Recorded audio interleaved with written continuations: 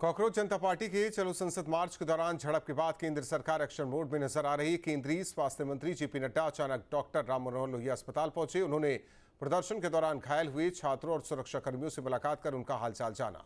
अस्पताल के वरिष्ठ डॉक्टर्स के साथ आपातकालीन बैठक कर घायलों के उपचार का जायजा लिया। लेकिन इस बीच विपक्ष बीजेपी पर लगातार हमलावर है। अखिलेश यादव ने केंद्र सरकार को घेरते हुए कहा कि छात्रों पर लाठीचार्ज करना बेहद निंदनीय है। भारतीय जनता पार्टी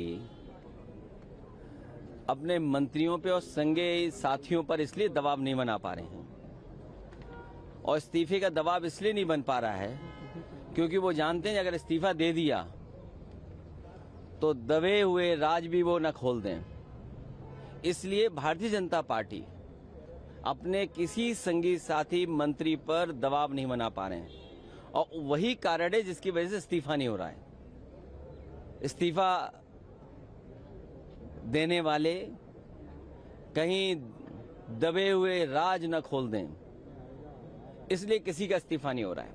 और जो कल छात्रों के साथ, युवाओं के साथ हुआ है, कोई कल्पना नहीं कर सकता था कि आजादी के बाद इस तरह का व्यवहार किसी सरकार ने किया हो। सर पर चोट है, आंसू गैस के गोले चले, लोगों के सर पे टांके आए हैं, पैरों की हड्डी टूटी है, हाथ की हड्डी टूटी है या टांके आए हैं। कई बच्चे जो दूर दूर से चल करके आए हैं, जिन्हें दिल्ली का रास्ता नहीं पता था, केवल सरकार के खिलाफ नाराज होकर के आए थे, उनके साथ जो व्यवहार हुआ है।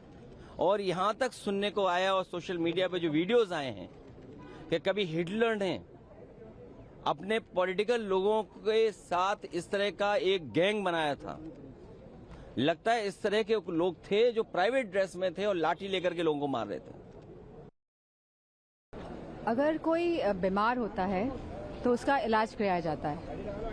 तो कहीं ना कहीं ये बच्चे ये बताने आए थे, संसद भवन तक उनका मार्च इसीलिए था कि वो सरकार को बताना चाहते थे कि आपका सिस्टम एक तरीके से बीमार पड़ गया है, काम नहीं कर रहा है ढंग से, उनके हितों के बारे में नहीं सोच रहा है।